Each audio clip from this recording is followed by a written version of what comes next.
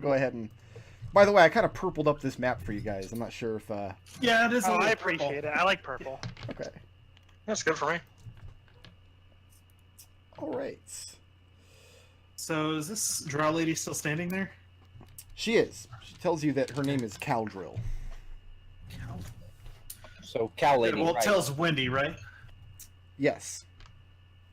And Red, again, when you see that she's making introductions, you take note that she doesn't offer a family name, a house name. Right. Which she must be the dregs of Drow society in that case. I am trying to figure out how attracted to this lady Adrex is. He's an expert on elves. Yeah. You are an expert on elves. So Gonna a think about drow this is for a kind little of like the dark, mysterious elf, like the trench coat and ninja sword kind of elf. What's the sea elf? Man, It's the marrow. don't even talk about sea elves. Although sea elves are playable now as of Mordenkainen's, like somebody. My at Wizards. friend, the druid, transformed themselves into a giant seahorse. And I said, no, you didn't. That's not in the monster manual. Little did you then- know. It turned out, giant seahorse right there, and I was like, aw, you're my favorite. Oh. You're my favorite. It doesn't take long before Caldrill realizes that at least a couple of you speak Undercommon. So who does? Red and Raazu? Raazu. Birdie. I don't think Red does, actually. Birdie and Raazu. Okay. Yeah. Nope. So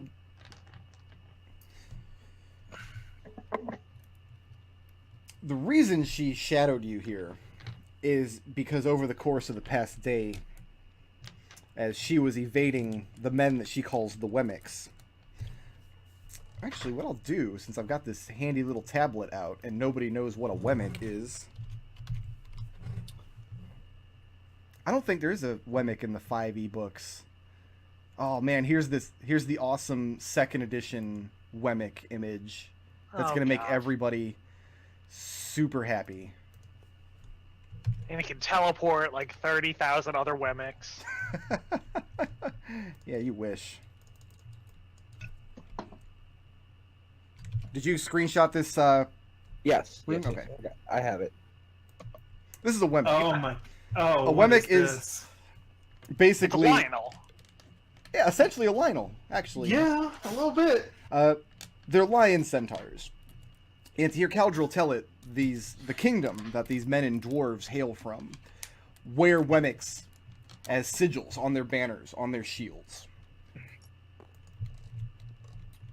Okay, so these guys, these aren't the actual guys. This is just the symbol that they bear. No, they're not actual Wemmicks. Wemmicks are their heraldry. No. She wouldn't be familiar with actual Wemmicks anyway because they don't live in the Underdark. There probably are wild Wemmicks where you guys are from, but apparently none of you have ever come across one before. I mean, Birdie was born in a swamp. What? He's basically tiny Shrek. We don't ask a lot from Birdie. No, we don't. We grade on a curve here.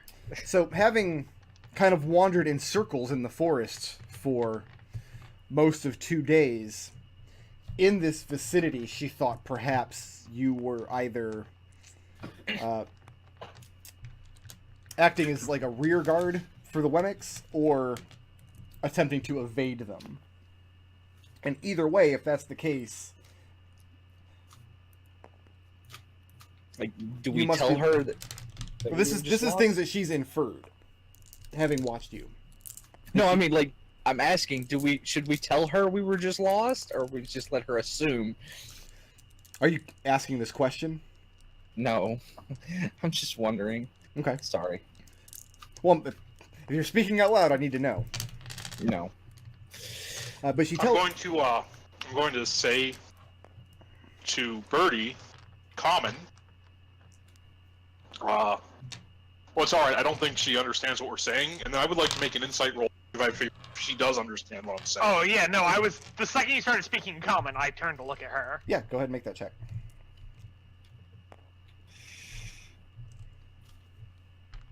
For me, that's a Plus 19. 9. Second. Alright. That's a 10.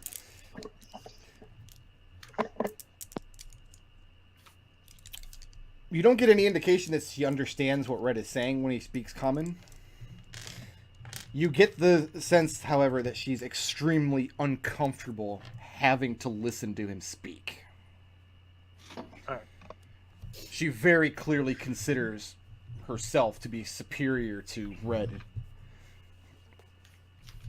And the fact that you and Raazu will suffer them to speak in your presence is beyond her. Raazu puts a hand on the whip coil at her belt, but doesn't actually take it out. I mean, she's trying. No, Raazu was going to whip Red to kind of complete the... No, she's just putting her hand on it. But slavery is So- fine. Actually, take it. Alright, I'm going to put my She's gonna tell Red his name's Toby. awesome mushroom Not back quite. in. I need to think of some annoying questions to ask her in Undercommon. Well, let me know if you think of any. Yeah.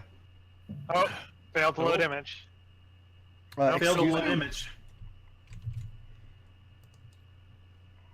Failed to lit image. Yeah. Oh, I'm upset now. Oh, wait a minute. I think I know why. In fact, I know exactly why. It's because I'm bad and dumb. Hey, Don't disparage yourself. though. Yeah, there we go. there we You go. did it. You did the thing. So, Looks like it was drawn by the same artist as Exile Escape from the Pit. I can't read the... This is signed, the artist's name in the corner, but I can't actually read what it says. Like, Becky, 2016? Becky. Was It's it... Becky. You think it's Becky? Yeah. Okay, well, thanks, Becky, for making this awesome mushroom image that I found on Google Image Search. I think it says Belby. Belby? I see Beely. I was thinking Bioli. B-E-O. Brewery. Not anymore, because you made him drop it all in the river. I can't believe Brawley drew this image. His drawing power is maximum. Broly. Traveling with Caldrill through the forest. It's very frustrating. She insists on scouting ahead, and she insists on going alone. So there's a lot of time where she bids Windy and Raazu to wait back, and then disappears into the woods. The first time she's only gone 10 or 20 minutes. The second time is a little longer, and then after she does this a couple of times, you notice she'll be gone for 1 or 2 hours at a stretch. And sometimes when she comes back, she'll lead you back over your own trail for a while. So you still have the sense of kind of wandering in circles. And she's not explaining why she's doing this. How much of this do you guys put up with before interviewing? Either she's trying to get us lost, or trying to shake off the trail. That's what I'm getting. Okay. Adrex, have you kind of shown before that you have a good sense of, like, remembering where we've traveled? Because, like, yeah, Yes. I'm with Raazu that she might be trying to get us lost, or she's evading this other group. And, like, basically, I'm not saying anything because I know Adrex could probably find the way back no matter what. And if she thinks that he can't, that's one up on us. I got this. So I asked her in Undercommon, so are you lost? It's okay, I was lost too. And she kind of angrily looks at Windy. I have no idea what he just said. And she tells Windy, speaking in Orin, I think that's the only language the two of you have in common. Yeah. She tells you to tell your thrall that she will not be addressed.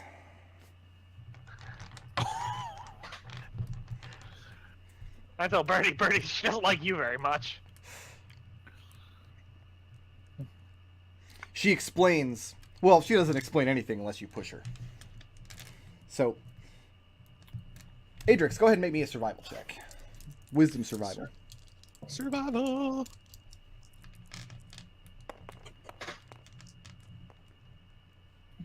$12. 12. She's not really making any secret of doubling back over your own trail. It's not that you're wandering around aimlessly. It's that you'll go to a point, she'll tell you guys to stop and cool out here for a minute. She'll disappear and she'll come back and then immediately lead you back the way you came before, striking off in another direction.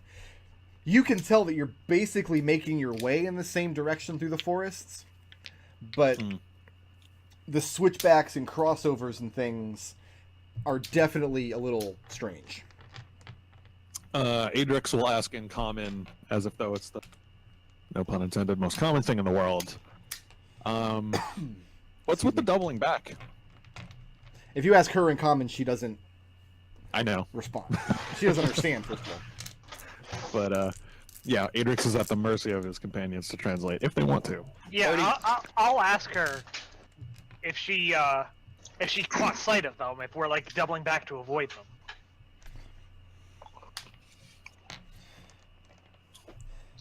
She tells you only that the stalks here have many eyes, that she's trying to stay away from their gaze.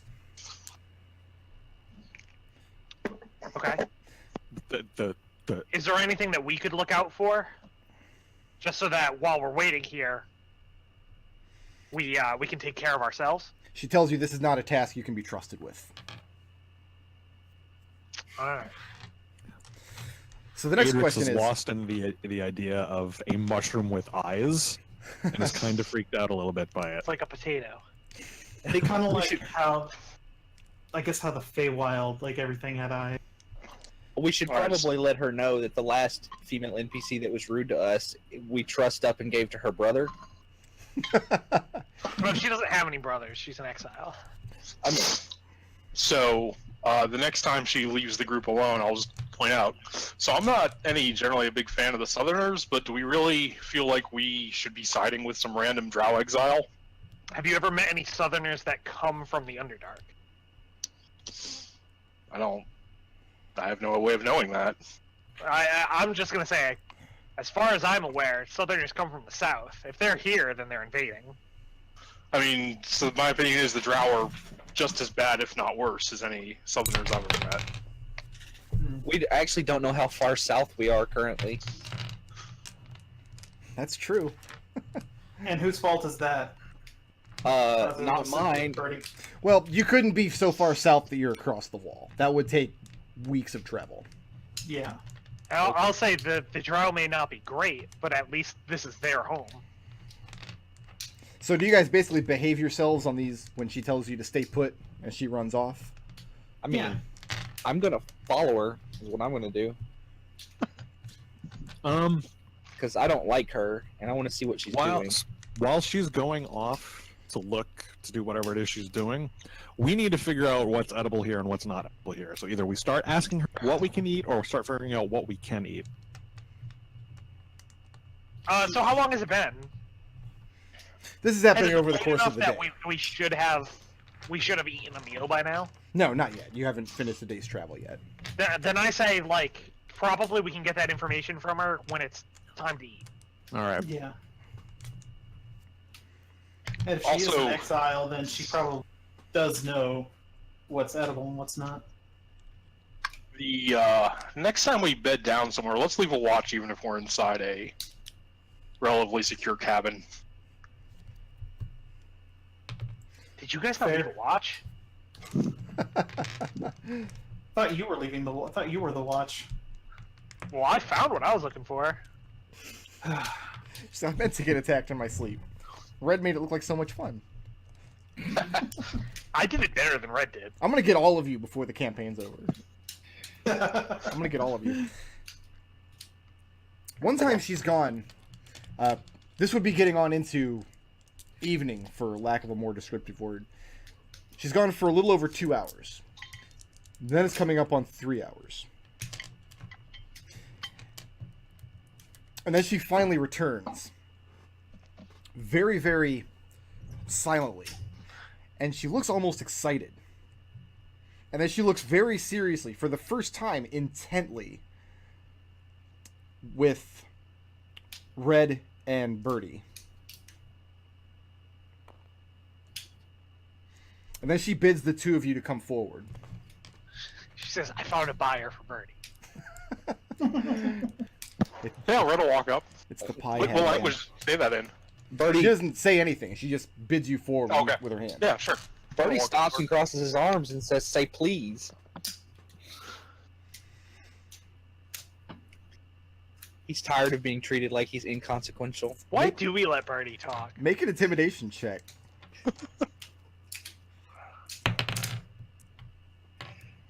I mean, that's an 8. Okay. Say please. He squeaks out, "Say please."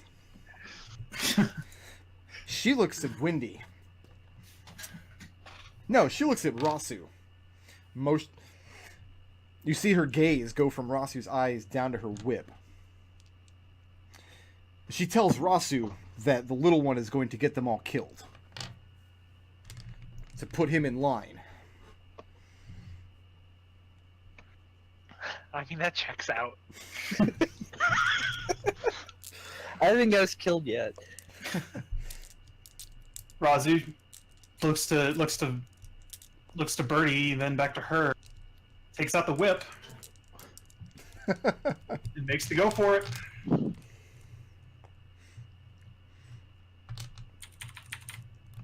What are you doing? Raazu goes to crack the whip at Birdie. Not Birdie. actually going to hit him, Okay. but just going to crack the whip in his direction. Birdie, things aren't going well for you at the moment.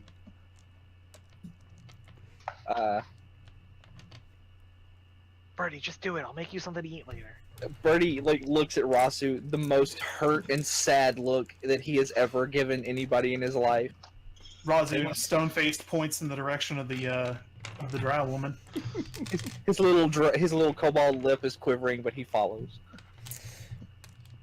She speaks in Undercommon, which Red doesn't understand. But you get kind of the gist of it. She tells you, swiftly, silently, with bows drawn. And then she speeds off again from the group, expecting you both to follow her. I follow her. Both of you go ahead and make me a stealth check. Why does everyone we meet assume I'm not stealthy? Because you've got this big, bright plumage, and you're really loud. That's 30 for Red. Okay, how'd Birdie do? 21. 21? She suddenly looks back and doesn't think you're there anymore.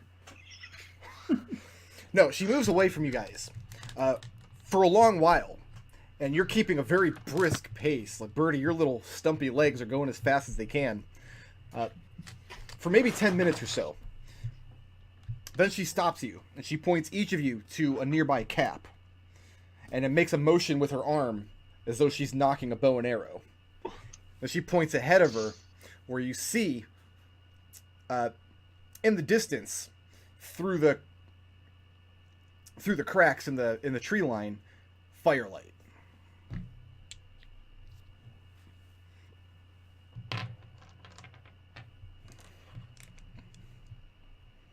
What's next?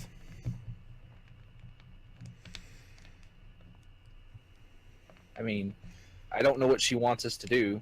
Well, she She wants. pointed to the top of the caps, made a motion like she's knocking a bow, and then pointed at this firelight that's in the distance.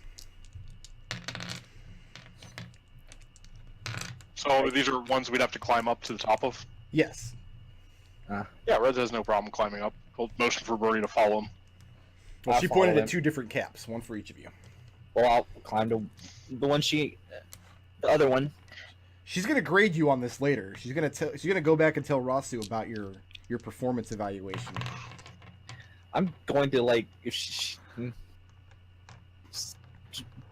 Birdie's mumbling. He's like, I'm gonna stab her as soon as we're alone. Just gonna stab her. If you don't get a good peer evaluation, your salary is going to get lowered. You don't pay me.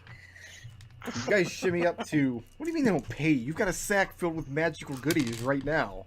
I know, but they're not mine. That we just let you take. You guys shimmy up No to the top of questions these asked. caps, and looking down, you see a little bonfire around which are huddled, maybe a dozen or so figures. From this distance, it's not possible to make out features. Make perception checks, both of you, if you're trying to keep track of where Caldrill is going, because her stealth is pretty amazing. That roll was not very amazing, though. 24. Okay, what about red? Red got a... Too many pages open. There we go. Not very high. Red got a 10. Okay. So red, I mean, you lose track of her very quickly. Birdie, you look at it and, okay, if I was sneaking up on this group around this bonfire, like, how would I do it? You managed to pick her up. She circled around the far end of this bonfire, and you see her wait there for a long while. And then very quickly, she darts out to the fire, grabs up one of the figures, puts her arm, pinning his behind his back, and moves her blade up to his neck. And then she turns it slightly, so you both catch the metal glint of it.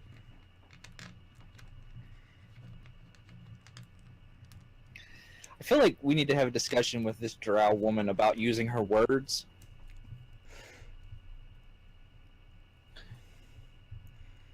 Is it just the one figure by the fire? Do we see any other There's figures? about 12. She's grabbed one of them. Okay. Okay. So, I guess just held action for if any of them attack her, I'll shoot them with a bow. What about red? I'm going to wait and see how this plays out. Okay. There is panic at this bonfire. Make me some... Go ahead and make me insight checks. At disadvantage because of the great distance. You can't actually see features from this far. Well, that's what I rolled. I rolled a 1 and a 20, so we'll just. I got a 19. 19? I rolled a 4, so. Okay, so you're holding your action. If any of them go to attack her, you're going to fire an arrow. Yeah. Do you have sharpshooter? No. No. Okay, so this would definitely be a disadvantage if you had to roll an attack roll. Red, watching the panic around this bonfire, these figures, these are not martial people. These are not soldiers. Yeah. They're not even adventurers. The panic, some of them are like running to the embrace of others. They seem to be putting distance between the man who's being held and the rest of them. And before long, they're all bunched up on one side of the fire. She's on the other side holding this man, and she very slowly starts backing towards the tree line, still holding him. What species are these creatures? Difficult to say from this distance, but they don't have any like monstrous features on them. They're not incredibly large. The man that she's grabbed, however, is wearing exceptionally colorful clothes. Yeah, no, I'm just going to continue to let this play out. Okay. And then eventually she vanishes back into the tree line. Another 10 minutes or so pass, and you hear a low whistle from the ground beneath you.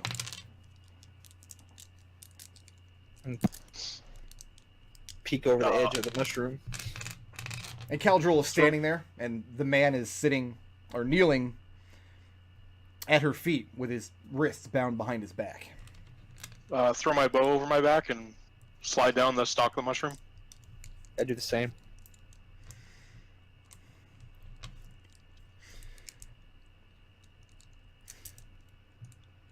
She seems that your performance was adequate. She doesn't go so far to compliment you, but she gives you just a curt nod. Then she knees the man in the back. You can see now that he's a human, bound up.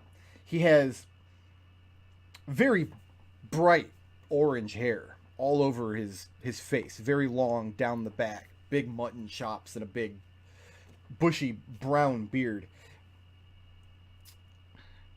What do you guys know about humans? Have you guys ever met humans before? I know Raazu has in the field. Birdie's never seen a live human before. Okay. So Raazu was very curious. Like Raazu, like a lot of the prison keepers who kept her would have been human. Okay. Adrex has. Yeah, Wendy's encountered humans before and like other races, and she didn't like how they all felt like they had a monopoly on morality. Red has definitely seen humans slave pits of the Yuan-ti. Okay.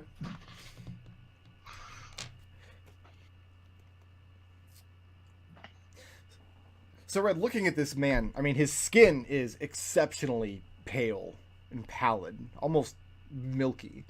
You can see he looks sick. He looks ill. The clothes he's wearing are just this ghastly and garish motley.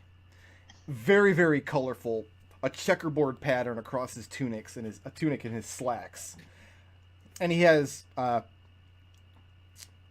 little rusted and tarnished bells attached to the toes of his shoes, to the edges of his sleeve.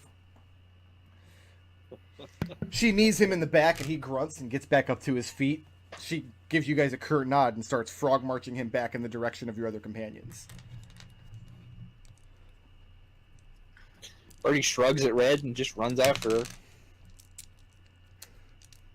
So you guys back at the ranch. The next thing you see is Caldro.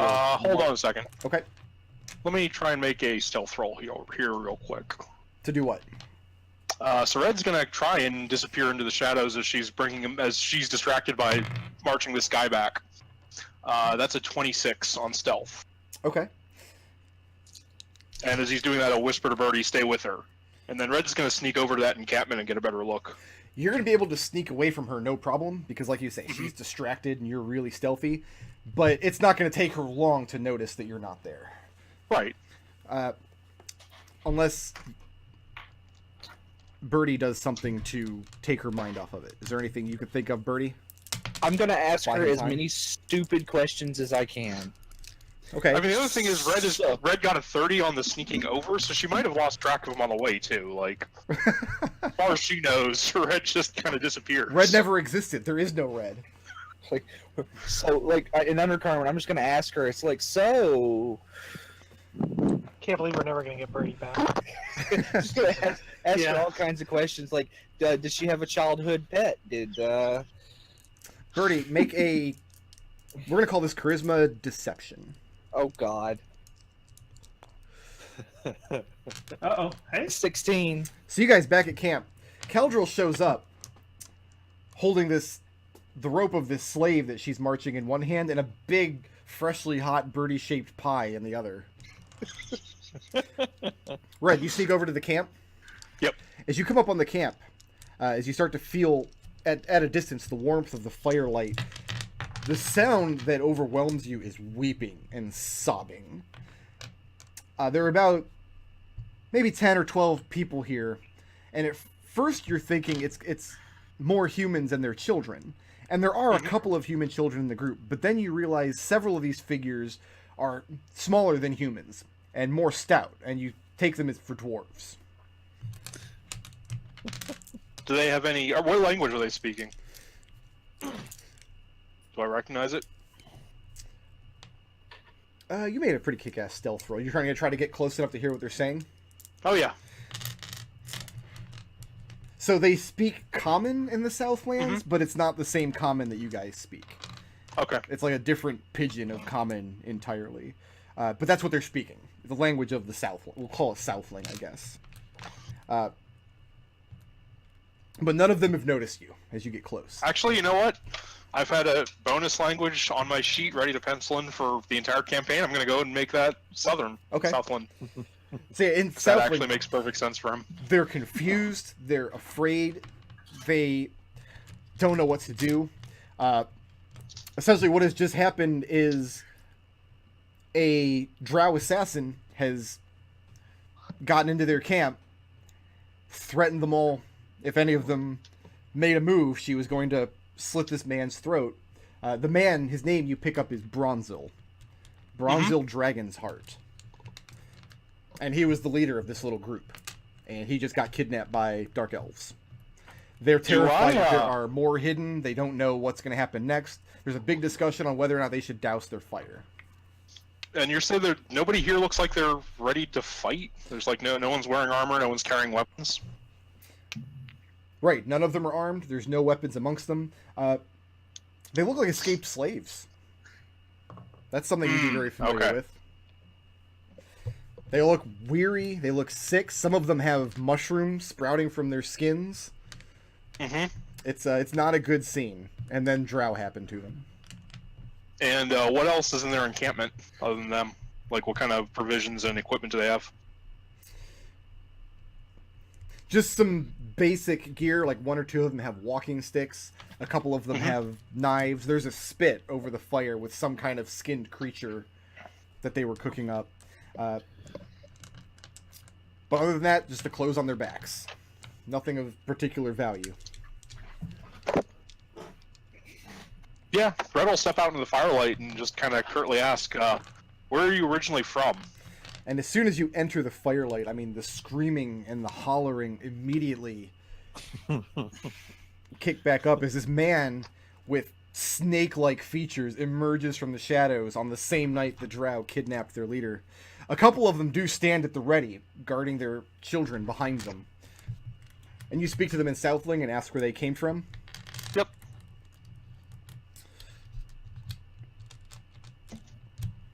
What's the goal with this question? To just get information and nothing else?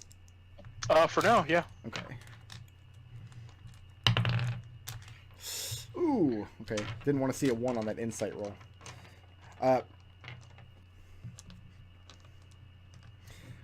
Nobody acts friendly towards you. And immediately there's a lot of argument about what to do. Some of them want to run away. Some of them want to rush you down before you can attack any of them. There doesn't seem to be any consensus, but you're also not getting a good answer to your question. Is there any of them that looks like they're more in charge now that this guy is gone?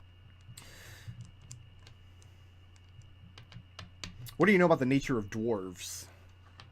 Not a lot. I probably know that they like to live underground, and that's about it. One or two of the older fellows are not participating much in the yelling and chaos. You're not sure if it's because they're disinterested or because they're too ill. But it looks like they're more calm than the rest. I'll take the short sword on my belt, the only kind of completely obvious weapon I have, and I'll just sort of, without putting my hand on the hilt, I'll just unfasten the sword belt and toss it to the ground in front of me, hold my hands up, showing them that I'm not intending to attack them. Okay. See if I can get them to calm down at all and talk to me. You see one of the dwarves take notice of this gesture. And he speaks something to the group, presumably in Dwarvish. And then he looks at you, and in his accented Southling tongue, he tells you that you've already taken Dragon's Heart away from them, and there's nothing else of value here. They may not look like much, but they certainly have you outnumbered. I'm not trying to be aggressive here. I'm just trying to learn what's going on. Where are you originally from, and where are you going?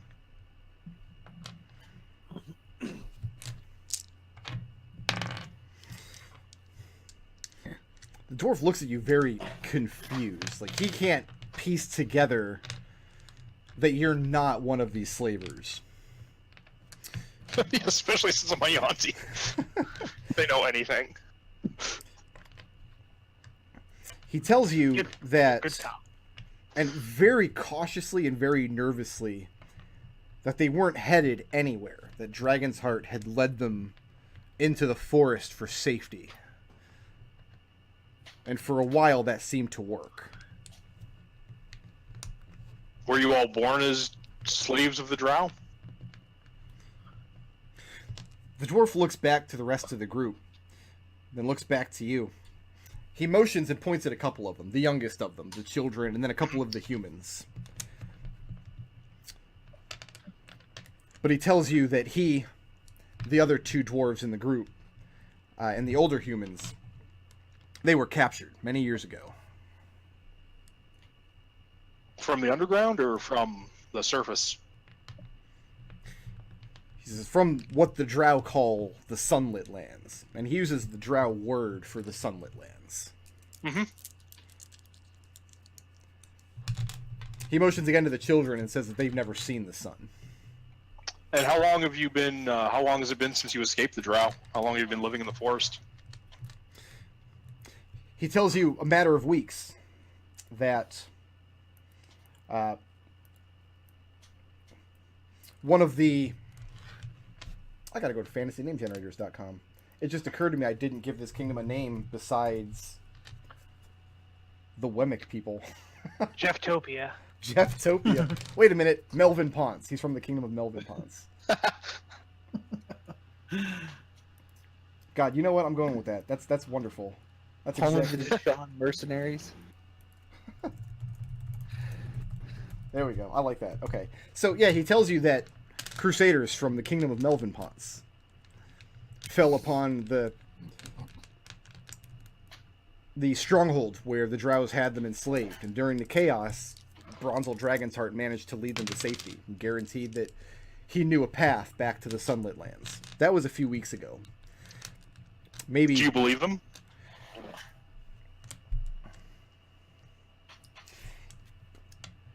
He tells you that it didn't matter. It doesn't matter if he believes him or not. He knew that Bronzel had an opportunity to get the group from under the Drow's chains. If he never sees the sun again, at least he will have died free. And, alright, well, stay here, and I'll see what I can do.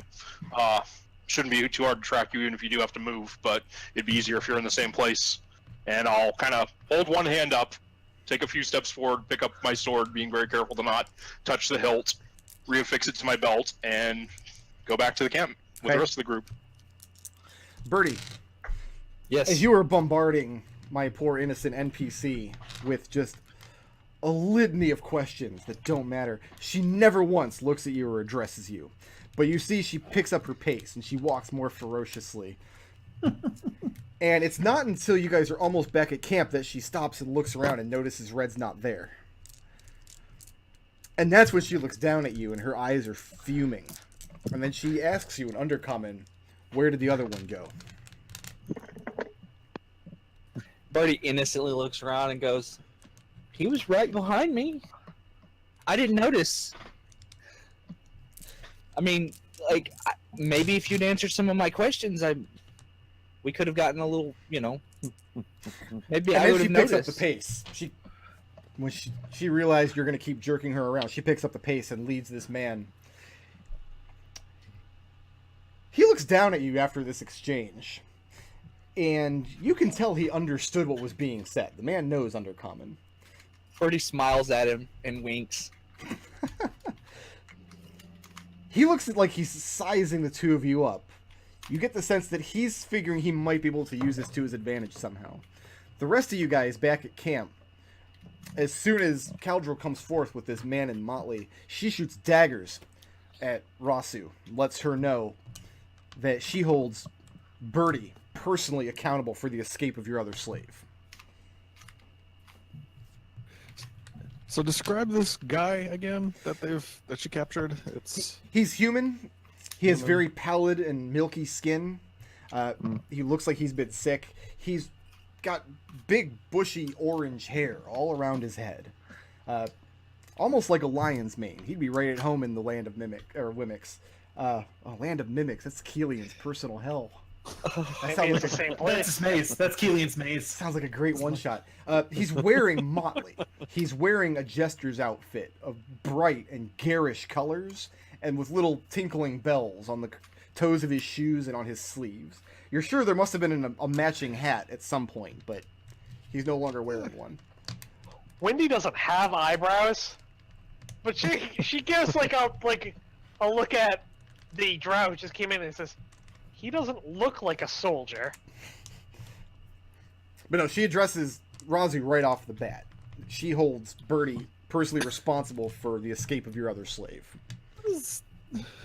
She gave them very simple orders, and Raazu walks over to Birdie, reaches down, grabs him by the collar of his shirt, lifts him up, and asks him in common, where did Red go, and play it up. Birdie starts wailing, and he's just like, oh, he went to look at the camp. Oh, make a performance check. I don't know, he's got grovel, cower, and beg. It's a class feature. He does. All right, he make a does. performance check at advantage.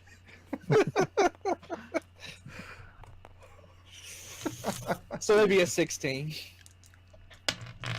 Do I get the +3 because I'm next to? No, it's not a saving throw. No, sorry. So Raazu, what do you? So you glean that Red went to check out the camp. Okay. What do you tell Caldril? First I say to Birdie, I'm going to give you one lash. Play it up. Birdie looks at Raazu like big Wait, eyes. what? Like I did not expect it to go this way. I can't stop Raazu from doing this. You probably Raazu can. drops- You can disengage as a bonus action and run the fuck away. Raazu Okay. drops No. Birdie to the ground. And I'm going to Goes disengage to- as a bonus action and run away because Sentinel. that sounds like a Sentinel. one. Oh yeah, you can't disengage. Sentinel. Here we go. That is a 16 to hit. That actually does hit me. Oh, and it reduces your speed to 0. Also, yeah. So take 5 points of damage. What are you two doing? What is going on? Caldril definitely approves of this. Stop this! Raazu.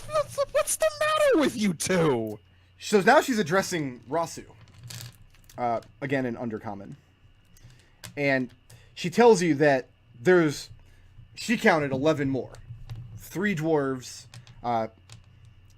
male and female humans both, plus several children. Several of them are sick and like to die, but the rest of them she thinks can fetch a fair price. And that she tells you she'll have no trouble tracking down the Yuan-ti.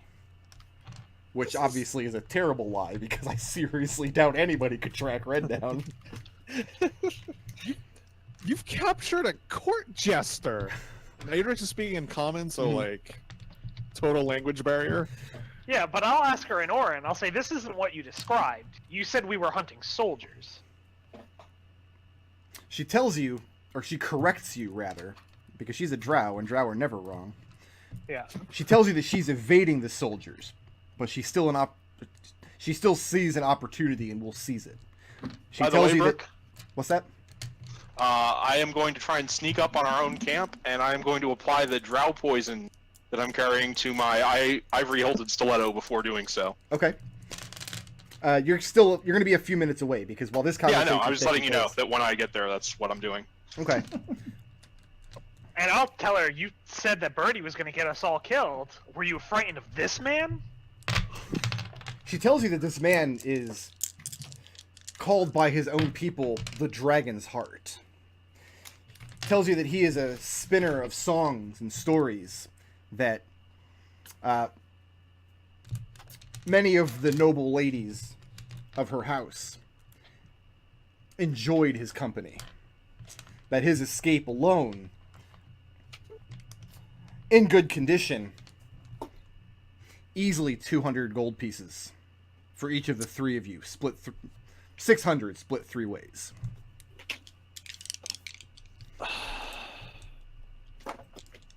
And I tell her, we agreed to help you with defeating these soldiers. That agreement stands, but we didn't agree to go capturing humans.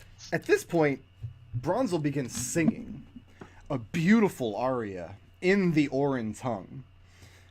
And he sings it as though he has a beak and learned it from the loftiest mountaintops where the Aarakocra gather. Huh. And the whole time he's singing in this just melodious and beautiful language, he's just looking longingly in Wendy's face. Yeah, and Wendy waves a hand in his direction. I get it, you're a bard. Okay, well, as a reaction, he can cutting words. No. Yeah. So you stop him? Well, it's just like that. He's doing exactly what Wendy pretty much expected, and Wendy has no patience for humans. You can tell, though, that Raazu looks to Wendy, holds up the whip. No, enough with the whip. Good, we're going to take that away from you if you keep using it. Right, go Raazu ahead and make that glares stealth check. daggers at Adrex. It's really easy to find your camp because as you're sneaking through the wood, there's the man singing in the middle. Oh of it. yeah. And we're arguing. Everybody compare your passive perception to the roll Red's about to make here. I mean, Adrex fails it, whatever. It's 23. Yeah, nobody's Yeah, got no, a You got 23. me. So how are you approaching the camp, Red? Once I get a feel for how people are laid out in the camp, I want to approach it so I'm basically behind the drow. Okay, so coming from her back? Yep. With what intent? As soon as I get close enough to her, I'm going to stab her.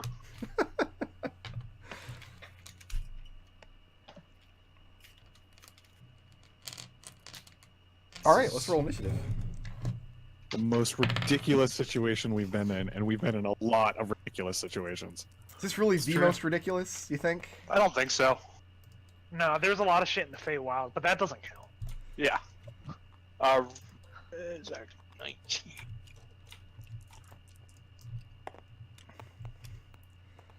Oh, you're before me in alphabetical order. I'll just go here. Wendy tries so hard to work with people, come up with an agreement that suits everyone, then they go capturing slaves. So, Birdie, You think it would only happen once? Yeah. I brought this up before we went out to this camp, by the way. Red explicitly said this is what's going to happen. Like, the likes writing to was think the best. really Wendy on likes the to wall. think the best of people. Birdie is surprised. I cannot be surprised, You cannot be surprised. but I don't know what's going on, so I'm not going to do anything. Yeah, So are you something's surprised? definitely... I mean, you're looking at the situation. It's already pretty ridiculous. Wendy and the drow are arguing. You're still smarting from that lash.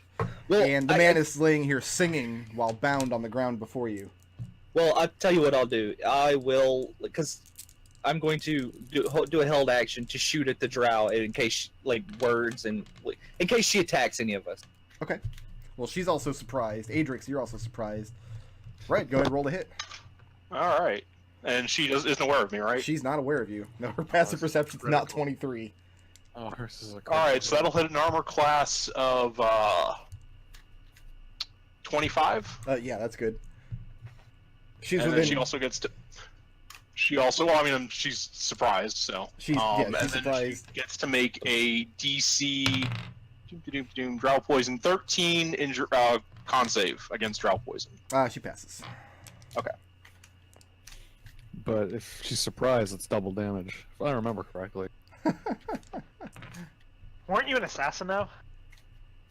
Yeah, It I'm might a have been- it assassin. might have been an I'm assassin. I'm a Oh, you're mastermind. not- That's you're not 20 assassin. damage. Never mind. 20 damage. Ignore everything I said. Okay. No, he picked a good class. Ouch. Assassin's a great class, just not with ciphers. Yeah. Yeah, you It's do. true. You come up behind her. You just bury your dagger in her back, and it completely takes her by surprise. I mean, she spins around with her own knives drawn. Let's go ahead and give. Let's see here. Orange is let's- Dragon's Heart. Let's give Wendy a bonus so that she has advantage on her next attack against the drow as a bonus action. Okay. And that's it. She's currently surprised, and so is Raazu. Birdie, though, No, that's true. you're definitely not surprised. Actually, anymore. let me go ahead and do the non-cipher bonus then. Offhand attack with a second stiletto. Okay, That'll hit an armor class of 21 that's good. Wendy's like, what the shit? for 3 damage. For 3 damage. It's enough to bloody her, actually. So you get her Nice. once in the back, just left to the spine, and you dig deep. And then you come with your offhand and slash her across the arm. Birdie, you weren't surprised before, and you're definitely... You see what's going down. Yeah. So can I say this triggers my held action? No, it's because she didn't make an attack, but it's your turn again. Oh, okay. Because everyone else was surprised. Oh yeah. So I mean, I'll just shoot her. For that'll hit a 21. That's good.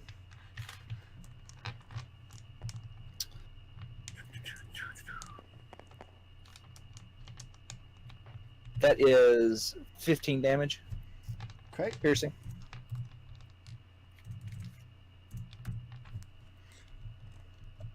And I holler at her in undercommon, "Who's annoying now?" Well, is she annoying, or is she just trying to make you some money? Moving or staying put? I staying put because I don't know exactly where I'm at in relation to her. So, whatever. Adrex, you're next. Shield on or off? You have to decide. Shield before- on. Shield on, okay. Shield on. Shield on. Hold But on, shield dude.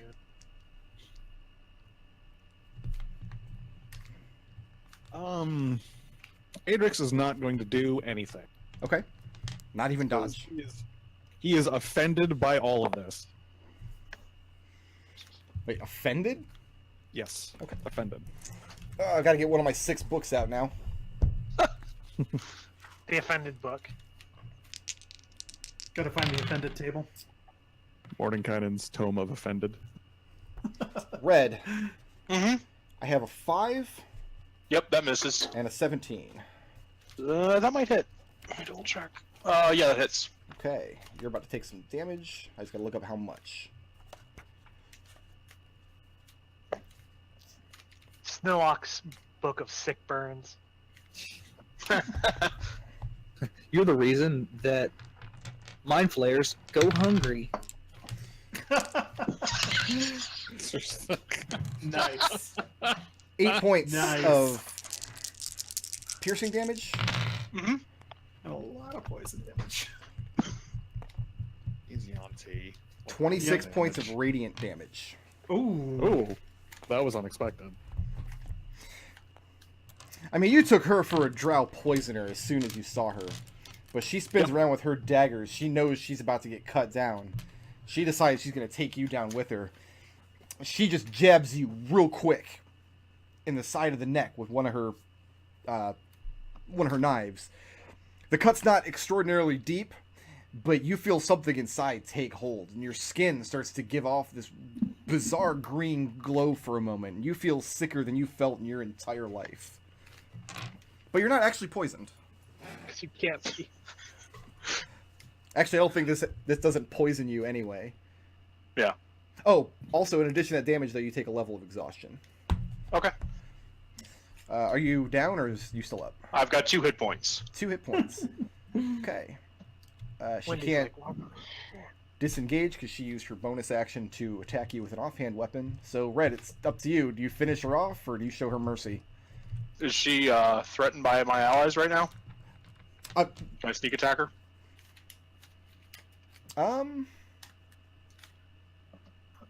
Don't know if anybody's actually close to melee nobody's with close her. enough for you to get sneak attack, and she knows where you are. You see Birdie knocking another arrow. You see Adrex standing there with his hands crossed and a big smile on his face.